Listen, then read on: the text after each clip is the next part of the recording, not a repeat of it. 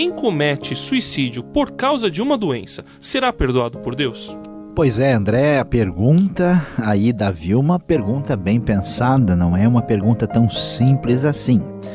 É verdade, nós temos alguns exemplos de suicídio na Bíblia, não são muitos, né? E esses exemplos vão sugerir com bastante clareza que uma pessoa nessa situação não pode estar alinhada com Deus, né? Nós vamos ver, por exemplo, o caso de Saul, né, que aparece lá em Samuel, e nós vamos encontrar o caso de Judas, que traiu Jesus, né? E então está claro que o suicídio é um problema.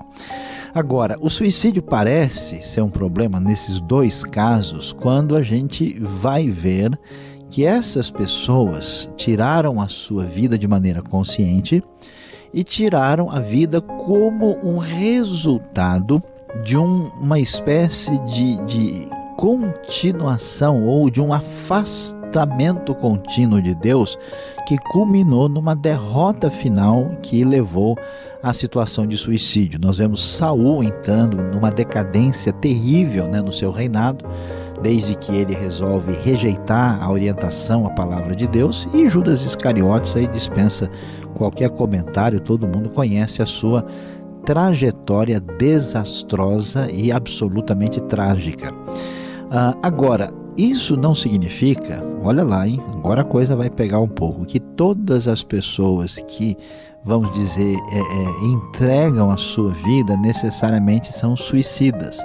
Um exemplo interessante é Sansão, né? De certa forma, Sansão se suicida, mas não é bem um suicídio, porque ele derruba, né, ali as colunas do templo filisteu, mas numa batalha contra os seus inimigos, como um soldado que arrisca a vida para salvar o seu povo. Então ele derrota os inimigos de modo a perder a sua própria vida. Então não dá para colocar, né, tudo no mesmo pacote. Então esse exemplo de Sansão nos ajuda a entender que nem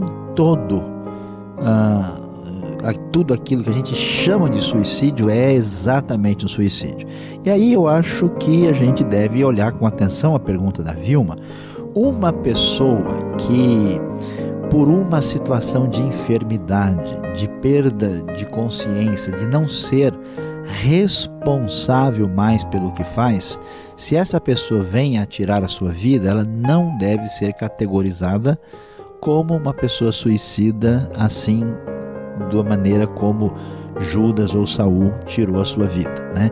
Há pessoas, por exemplo, André, que começam a sofrer de problemas de perder a memória, de não reconhecer mais o lugar em que andam. Alguns sofrem até de uma atitude de um sonambulismo, né? Que saem à noite e aí andam por um lugar, caem de lá e morrem. A impressão que dá é que a pessoa se matou, né? Ou a pessoa perde a consciência.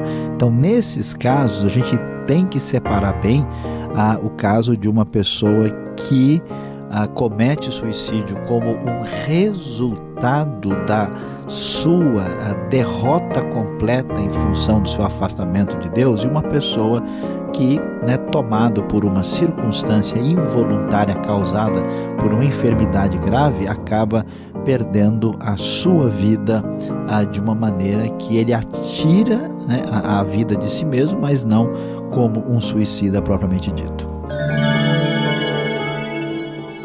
Sabemos que existem vários tipos de tristeza, e tristeza nem sempre é depressão. A Kátia, por e-mail, quer saber por que às vezes acordamos meio tristes sem motivo nenhum.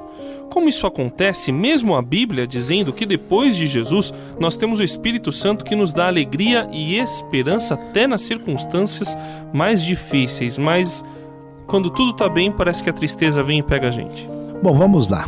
André, o problema é que talvez a gente esteja por trás aí dessa pergunta da própria Kátia, é que a gente imagina que uma pessoa que está em sintonia com Deus, que recebeu Jesus, que essa pessoa não pode passar mais por uma situação de instabilidade emocional.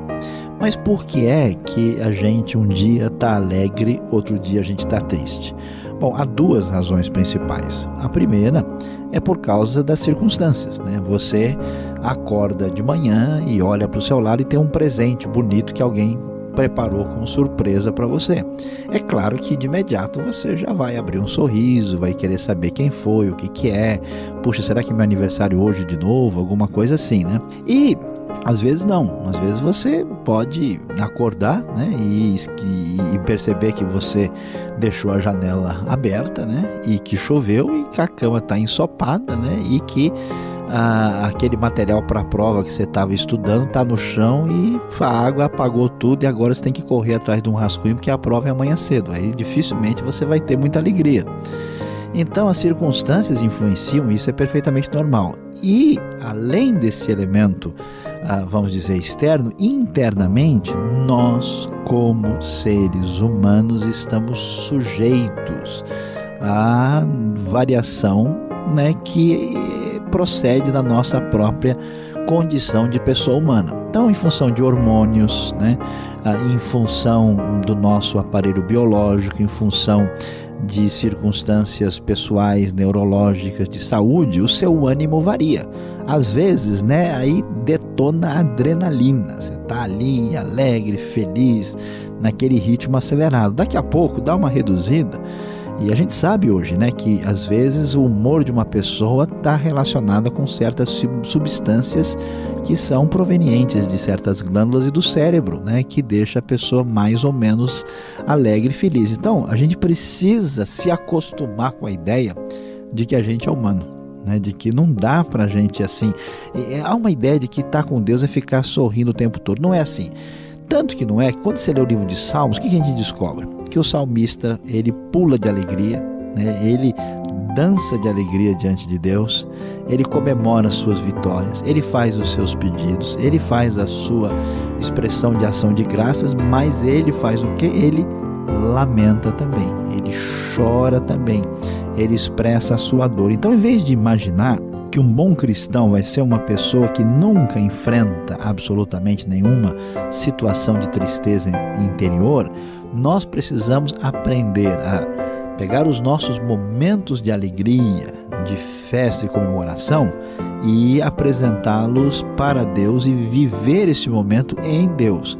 Mas as nossas tristezas, angústias, depressões, dificuldades, também devemos resolvê-los, apresentá-los e entender a nossa experiência à luz da ação de Deus na nossa vida. Os mesmos apóstolos e discípulos que estavam aí comemorando, cheios do Espírito Santo, também enfrentaram momentos de desprezo, de tristeza, né, de sofrimento, de dor, né? Paulo chega a dizer que eles até se desesperaram em relação à vida por causa daquilo que enfrentaram. Agora, uma coisa legal que o poder de Deus nos dá, que o Espírito Santo nos possibilita, é permitir que os momentos difíceis e tristes sejam por Deus transformados em momento de alegria por uma compreensão diferente da realidade. Os discípulos, por exemplo, foram presos por pregar o evangelho e a Bíblia diz que eles estavam felizes por terem sido considerados dignos de sofrer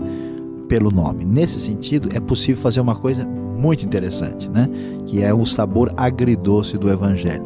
A gente fica alegre na tristeza. A gente consegue ter uma satisfação quando as coisas não vão tão bem assim. Isso é resultado da fé, de saber lidar com as circunstâncias que estão fora do nosso controle. A segunda carta de Paulo a Timóteo tem um tom muito pesado de despedida. Quem leu sabe do que eu estou falando. O apóstolo reclama de muita gente que o abandonou e diz que a hora da sua morte está próxima. Paulo estaria sofrendo de uma crise de depressão? André, dificilmente podemos dizer uma coisa dessa. É claro que ele está, né, no momento de despedida, ele deixa isso muito claro. Ele vai dizer que ele acabou a sua carreira e que ele guardou a fé. Existem elementos aí, ele está, né, no momento mais complicado, dizendo que muitos dos seus antigos companheiros não estão mais com ele. Ele sente falta lá de certas coisas, né, dos pergaminhos, da capa. Ele tem algumas necessidades aí que ele apresenta nesse processo, né? Mas quando ele fala aí da sua morte, ele também diz que desde agora, né, a coroa da vitória, né, está reservada para mim. Ele está aí bem esperançoso, ele sabe do que vai apresentar. O que é interessante é que na Bíblia, no Evangelho, a coisa é muito normal, né, no sentido de que se o apóstolo, mas Paulo é muito assim, se o apóstolo está feliz, ele põe isso para fora. Se ele está sentindo alguma tristeza, ele coloca isso para fora. Isso é muito saudável, né? Então ele lida com isso numa boa, não como se fosse um problema, uma depressão que ele está enfrentando. Então Paulo, por exemplo, surgiu uma dificuldade com Pedro, ele vai falar abertamente, olha, eu vou conversar com ele diretamente, ele não fica ali, vamos dizer, comendo pelas beiradas, não, ele chega direto ao assunto. Então na hora de sentir aí um pouco de dificuldade, ele expressa, mas o tom é um tom de despedida, mas seguramente não é um tom de depressão.